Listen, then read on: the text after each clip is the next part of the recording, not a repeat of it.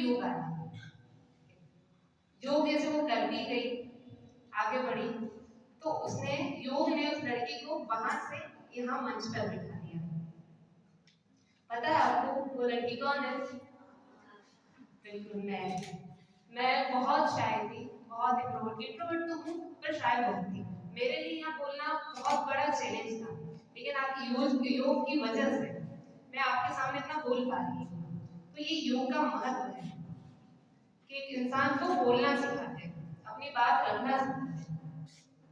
और आप सबका बहुत धन्यवाद कि आपने मुझे मौका दिया, कॉलेज ने, आप स्टूडेंट्स ने, सब ने। अब योग के महत्व की बात और करते हैं। आप में से कोई योग करता है? कोई नहीं करता? आपको पता है योग मतलब क्या होता है? योग का अर्थ बता दीजिए, योग शब्द का अर्थ किसी को भी पता हो तो? मैथ तो सबने पढ़ा है ना, गणित तो, गणित में योग आता है जोड़ना, ठीक है, जोड़ना। अब कैसे जोड़ना है, किसको जोड़ना है? हमारा मन होता है, शरीर होता है। जैसे आप पढ़ाई करते हैं, ये अलग अलग होते हैं, है एक ही, ठीक है, लेकिन अलग अलग हो जाते हैं।